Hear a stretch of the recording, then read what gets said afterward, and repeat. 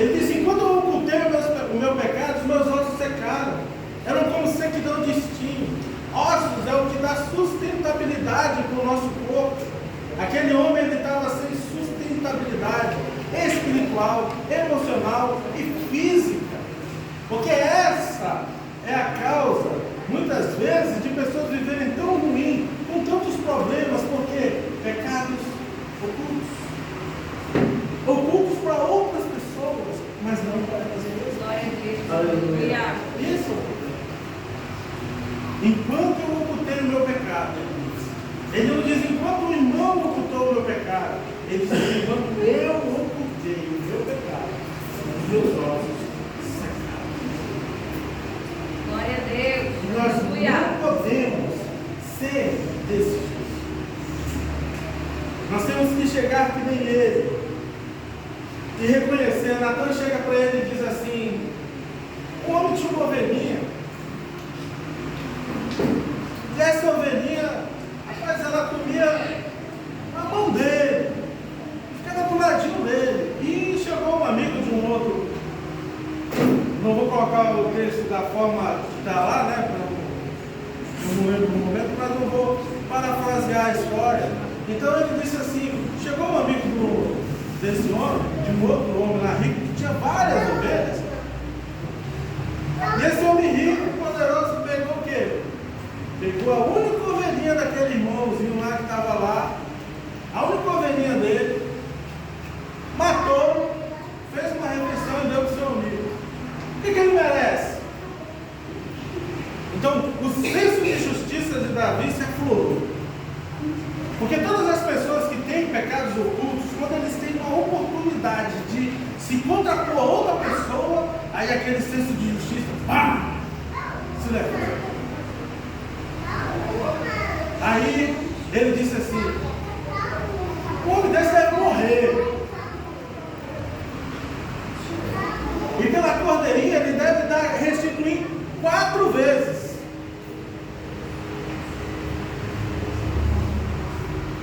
Ele estava dando uma sentença para quem? Para ele mesmo. Porque Natan chega para ele e diz assim: ó, tu é esse homem.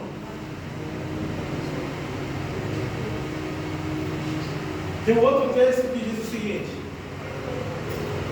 sabeis disso, que se tu não cumprires o que tu disse que ia fazer, que era justamente quando Josué ia entrar em Canaã, e ele estava ali com duas tribos e meia, disseram: não, a gente vai ficar desse lado, e vocês vão, quando vocês forem invadir, a gente vai com vocês. E Moisés disse: tá show, vocês vão ficar aí, essa terra aí é boa para vocês, tá beleza. Mas ó, se vocês não cumprirem o que vocês estão falando, o vosso pecado há de vos encontrar. Irmão, ninguém se põe no pecado na série. Glória a Deus. Ninguém se põe no pecado na série. Aqueles que são encontrados agora, que têm chance de se arrepender, até como o próprio Davi, que bom. Mas aqueles que vão ser confrontados só lá na eternidade, onde já não tem mais como se arrepender, como é que vai ser com eles?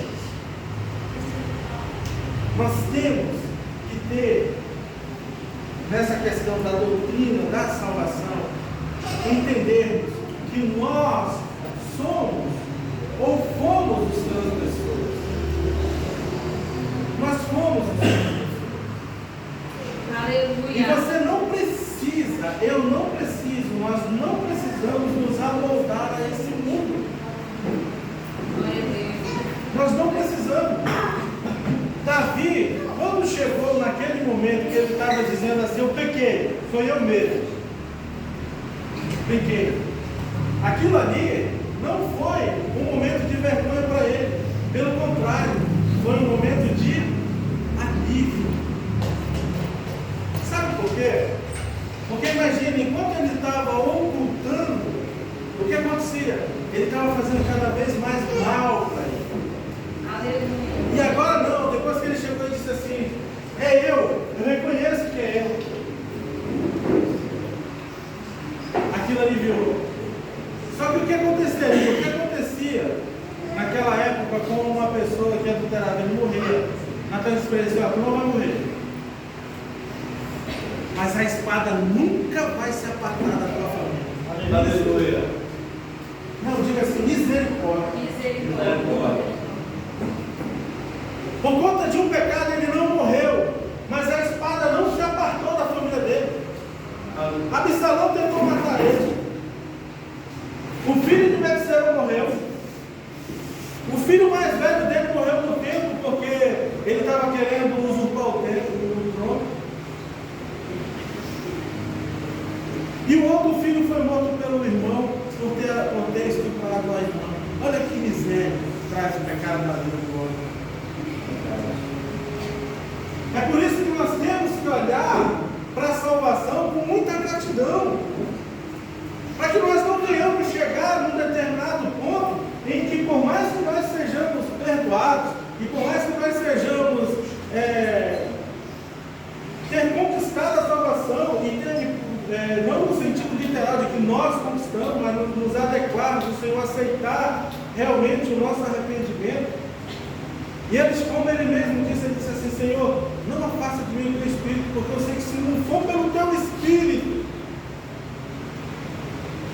é muito difícil, é impossível. Então Davi chegou nessa condição. Não precisaria. Então, o que eu estou querendo dizer para vocês? Isso serve para mim também. Glória a Deus. Serve para mim também. Não vem com o pecado.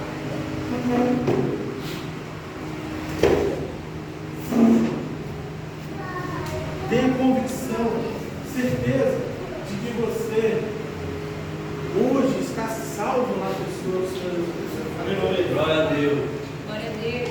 Lembre-se que a sequidão distingue os ossos secos de Davi. Paulo também sentiu isso na pele. Lá em Romanos, quando ele diz, Romanos 7, que miserável homem que eu sou. Que miséria é viver desse jeito. Que miséria é você, infelizmente, como aconteceu esses dias, né, uma pessoa muito importante na internet e agora descobriram um negócio dele horrível, aí sempre a mesma cena, né? Ai, pede perdão, e fica manchando muitas vezes a história dos cristãos. E o texto, tem um outro texto que diz exatamente isso. Ele diz: olha, o meu nome ele é blasfemado por causa de vocês. Eita glória. Porque é blasfemado o nome do Senhor, e se o meu nome é blasfemado por causa de vocês, porque dos testemunhos que vocês são. Então, a doutrina da salvação, para que ela venha se cumprir nas primeiros tempos de vida, que é exatamente isso: Senhor, se eu estou pecando com o Senhor me perdoa. Me perdoa. Eu lembro de uma vez, eu estava numa aula de doutrina mesmo, pastor Giovanni Jesus. Não, eu estava numa aula de atlética, então eu ia apresentar uma pregação. E nessa pregação eu menti. Rapaz, pode uma pessoa mentir na pregação? Pode, eu menti. Tentando fazer a pregação ficar mais uau! Deu uma misturada lá e tal, ficou uau! De repente eu peguei até um 10 naquela pregação. Pô, mas eu menti, pô, o senhor me perdoa aí. Desculpa aí, estava show. Isso foi numa terça, quarta-feira, durante a semana. Aí, passou, estava tudo bem. Que nem Davi, né? Julgando o povo, ganhando guerras, né? Fazendo tudo o que a gente tinha que fazer, tranquilo. Chegou no domingo de manhã, o pastor Giovanni Jesus fez uma pregação. E ele falou bem assim: irmãos, eu fui contar uma história com o pessoal ali e eu menti. Aí eu olhei assim, mas o pastor mentiu, isso não, eu falei: pastor, verdade? Sabe o que aconteceu? Ele disse que quando ele saiu de lá, o Espírito Santo de Deus falou no coração dele, que nem tinha falado no meu. mentiu. Ele parou. Isso ele contando, eu parei e fiquei assim, não, senhor, mas quando eu falo que eu faço sem mentir. Aí o que ele fez? Ele disse, olha, eu fiquei com muita vergonha, afinal de contas eu era pastor, professor. Hoje ele é presidente da missão, né? E ele chegou lá e disse no meio daquele povo, com vergonha, ele disse, eu não sei que cor que eu fiquei, de vergonha. Eu cheguei lá com os irmãos, seu irmão, me perdoa aí, porque eu menti, a história não foi assim. Né? Mas na mente dele, o que ele estava dizendo? As setas de Satanás, rapaz, não vai não pede perdão não, fica quietinho. O que vão pensar de ti? Tu é professor, tu é pastor. E eu ouvindo aquela história, é de quem que eu lembrei? De mim.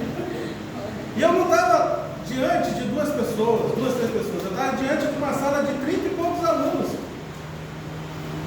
E nesses 30 e poucos alunos, os casados sempre eles vão tomando mais uma proeminência dentro do seminário, né? Porque da experiência e tudo mais, tinha vindo de igreja, tinha trabalhado com igreja e tudo mais, então, aí eu vou te falar uma coisa, para resumir, nosso tempo é pouco. Eu não sei o que ele pregou naquele dia, porque dessa história, depois dessa história, eu não tive mais paz. Tu mentiu também, tu tem que corrigir, você é um mentiroso. Aí eu comecei, Senhor, tu sabe que eu estou arrependido. Senhor, tu sabe que eu nunca mais vou fazer isso. Vou me policiar ao máximo para que isso nunca aconteça. Nunca mais aconteça. Me perdoa, cara. No seminário pela manhã, na segunda-feira, todo dia, na verdade, nós fazemos devocional, né? Como aluno é obrigatório, de 6 às 7 horas. Eu fui fazer o devocional. Quando eu abri a Bíblia, aí graças a Deus o Espírito Santo falou comigo. Mas o que ele falou? Mentira.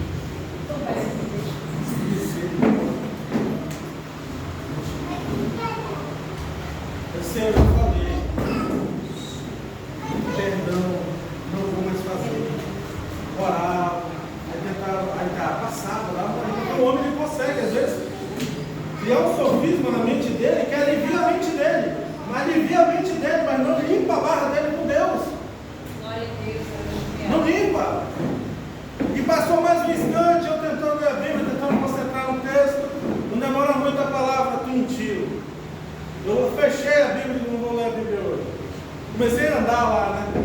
Fechei a Bíblia, saí andando, orando, Senhor, tu não sabe que eu vou, que eu pedi perdão, Senhor, tu sabe que eu estou arrependido, como tu me conhece. Aliviou.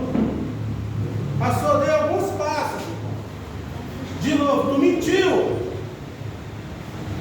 Eu disse, tá bom, Deus. Amanhã, na terça-feira, a aula sai de terça a sábado lá, né? Então na terça-feira eu disse, tá bom, Deus. Eu menti. E eu vou pedir perdão para tu. Porque eu menti para eles. Então eu tenho que me consertar contigo e eu tenho que me consertar com eles. Aleluia, aleluia. E para provar, parece que eu não ia provar alguma coisa. Mas eu na minha pequenez disse, Deus, e para provar que eu vou fazer isso, a primeira pessoa que eu encontrar na minha sala, hoje, eu vou contar para ela. Aí nós morávamos longe, eu fui pegar o café da manhã, isso era antes de 7h15 da manhã, tá? Eu já estava lutando isso tudo. Lutando desde madrugada, desde 7 da manhã, na verdade. Aí cheguei lá e quando eu vou subir na escada, lá veio um rapaz chamado Carioca. Esse Carioca, vem aqui. Rapaz, é o seguinte, não tinha aquela pregação assim, então, eu menti, eu aumentei, pá, tá show, tá, eu acho que ele nem entendeu direito, eu fui embora. Eu disse que eu ia contar, eu disse que eu não ia falar detalhes. E fui embora. Quando foi na terça-feira, não tinha culto de homilética, não tinha aula de homilética, ia ter aula de teologia e no segundo tempo era doutrina. Foi aí que entra o Evangelho de Jesus de novo. Então, de doutrina, de teologia, eu fiquei, confesso que eu terminei na base, que era do pastor Larry, né? De repente ele ia entender, americano, assim, um cara bem bravão, assim, na aula dele, não vou fazer tudo. Aí o pastor Giovanni entrou na sala e disse assim, pastor, eu preciso falar algo para ela.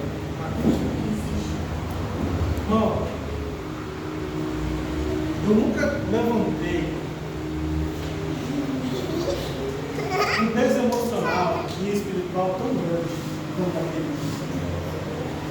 A culpa ela estava tão pesada no meu ombro que eu não conseguia levantar isso. Eu levantei meio cabisbaixo, eu levantei envergonhado, eu levantei sem querer levantar. E ele disse assim, pode falar, bate uma bocadinha dessa. Eu disse, meus irmãos, meus colegas, aquele dia assim, então, aquela pregação assim, não, mentira. Peço que vocês me perdoem. Isso é resumindo a história. Aí o pastor olhou para mim, deu um sorrisinho na minha mão, me cumprimentou. Irmão, a graça de Deus, ela faz você flutuar. O perdão de Deus, o amor de Deus é algo. Eu saí tão pesado daquela cadeira, por culpa. Mas quando eu saí dali da frente dos meus irmãos lá no seminário, eu fui para minha cadeira, eu era a pessoa mais aliviada que tinha. Aleluia. Aquela culpa saiu. O Senhor poderia ter me perdoado, eu acredito que Ele me perdoou, mas Ele tinha que me ensinar isso.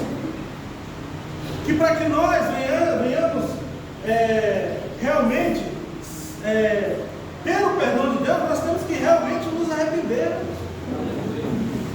Reconhecer que nós somos pecadores. E que nós precisamos da graça dele. E naquele dia, foi um dia que eu nunca mais esqueci. E vocês vão ver, de repente, em outro momento, eu contando essa história de novo. De repente aparece algum detalhe que eu não lembro, né? E a gente vai contando, porque marcou a minha vida. Está cravado no meu coração essa história. Porque a sensação que eu tive naquele momento, o alívio que eu tive naquele momento foi tremendo. O perdão de Deus aliviando o meu coração daquele peso saindo dos meus ombros. Aleluia. Foi maravilhoso. E você sabe o que aconteceu? Irmãos, sempre que você puder fazer alguma coisa para a glória de Deus, faça. Naquele dia, se levantou uma outra aluna.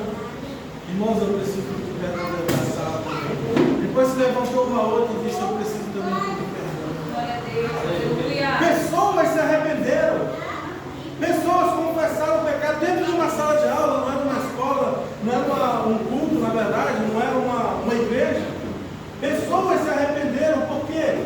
Porque elas viram que assim como elas conseguiram ver a minha necessidade de arrependimento, elas conseguiram enxergar, assim como eu enxerguei que o pastor estava em pecado porque ele tinha mentido, eu também olhei para mim e vi que eu estava em pecado, e eles olharam para mim e viram que eles estavam em pecado. Glória a Deus. E essa coisa vem de contagiar, irmão. Glória a Deus. Aleluia. Para que o nome do Senhor seja glorificado. Para que as pessoas possam ouvir a voz do Senhor. O Senhor não fala só para mostrar pecado. Ele não vai só mostrar essas coisas. Ele também diz, meu filho amado. Aleluia. Glória a Deus. Aqueles que trazem prazer para o Senhor, assim como um unigênito. E nós somos irmãos dele, imagina? Filho do unigênito, irmão do unigênito. O Senhor nos tem como filhos. Aleluia. Então nós podemos chegar diante do Senhor. Não estou aqui dizendo que você tem que ser muito prudente nisso, tá, irmão? São coisas diretas, pontuais, com pessoas ou com o próprio Deus. São pontuais. Qualquer coisa você pede a direção do pastor para você começar a caminhar pensando desse jeito. Não tente ocultar. Não tente ocultar. ponto, depois que nós reconhecemos que só o Senhor, que nós somos pecadores, a segunda coisa que nós temos que ver é crer que Jesus Cristo é o nosso Salvador. Aleluia. Não há, irmão, salvação a não ser na pessoa de Jesus. Não há salvação a não ser na pessoa de Jesus. Não há nada na obra que eu possa fazer que vá fazer com que eu seja justificado. Não existe nada em mim, sacrifício ou qualquer outra coisa em você também, que vá fazer com que você seja justificado. Essa é muito importante. Nós temos essa certeza de que a salvação só por meio do Senhor Jesus. Aleluia, Deus. E uma pergunta que eu faço, você não precisa responder, você só pensa nela. Salvo de quê? Eu fiz essa pergunta para o meu filho hoje. Devia, está aqui o texto dizendo que nós precisamos ser salvos e tudo mais. E eu disse assim, salvo de quê? De que você foi salvo? Do que eu fui salvo? Ele me respondeu, do pecado. Aí eu disse para ele assim, olha, vamos fazer essa pergunta para ti de novo. Já está sendo feito pela segunda vez, mas vamos perguntar mais. E qual foi o texto que nós lemos? Romanos 1:18. Vamos ler Romanos 1:18, irmãos? Por favor. Comecei aqui. Romanos 1:18. Antes de ler, a maioria das pessoas que se perguntam por que ela foi salva, elas dizem realmente que foi do pecado. Elas foram salvas do pecado. O sangue do Senhor, ele nos lavou, ele nos purificou. Mas você vai observar aqui em Romanos, capítulo 1, versículo 18, que diz o seguinte: a ira de Deus se revela do céu contra toda impiedade e injustiça dos seres humanos que, por meio da sua injustiça, suprimem a verdade. Olha só, a ira de Deus se revela contra toda impiedade e injustiça dos seres humanos. Quem que vai se levantar contra você na eternidade? É o pecado ou é a ira de Deus? Para você não, né? Para o pecador. Para aquele que vive no ato do pecado. Aquele que vive uma vida de injustiça. O que está esperando ele lá, a gente diz que está esperando é o inferno. O inferno é apenas uma simbologia, não que ele seja uma simbologia. Ele é real. Mas aqui ele está dizendo assim, ó, o inferno ele é um reflexo de quê? A ira de Deus. Ai daquele que cai na mão de um Deus irado. A ira de Deus ela vai recair sobre esses homens, sobre essas mulheres. Aí sim que vem o lago de fogo, o inferno, a separação eterna de Deus. Mas Deus, o Deus de amor, Ele está mostrando aqui que Ele é de amor para com seus filhos. Aleluia. Para aqueles que se juntaram a Ele em fé, que se juntaram a Ele com fé. Mas aqueles que não estão com Ele, o que é reservado para eles? A sua ira. A sua ira.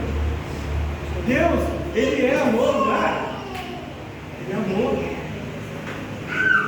Ele é tanto amor que Ele provou esse amor lá em, como diz Romanos 5:8, Deus prova o seu amor para conosco dentro de Cristo Jesus, unido por nós, sendo mais ainda pecadores. Ele nem esperou nós amarmos a Ele para Ele morrer por nós. A justificação já está sacramentada. Só que só tem um probleminha aqui, irmãos. O pecado é uma transgressão voluntária. Isso você já compreendeu, certo? Isso nós já compreendemos. Então, se levantou uma dívida, correto? Quem vai pagar essa dívida? O pecado ele só pode ser pago de duas formas. Uma, você paga. A outra, você aceita o sacrifício de Deus. Aleluia. Essas são as únicas duas formas. Ou você paga. E qual é o salário do pecado? Morte. Então, você quer pagar? Eu não quero. Eu não quero. É por isso que o pecador muda. Todo pecador muda. Porque rejeitar sacrifício de Deus, situação de Deus. Então, Glória a Deus, o aleluia. Senhor morreu, ressuscitou, está à destra de Deus. João 15 ele diz assim: eu vou, mas eu vou preparar um lugar para vocês. Glória a Deus, glória a Deus. Olha só, ele vai preparar um lugar especial, está preparando para nós. Então por que a gente não faz o que ele quer? Por que muitas vezes nós vamos ao contrário daquilo que nós já sabemos? Tiago 4,17, aquele que sabe que tem que fazer o bem e não faz, comete pecado. Ele não está pecando porque ele está adulterando, ele não está pecando porque ele está roubando, ele só está pecando porque ele sabe que tem que fazer e não faz. Aleluia. Que vida triste.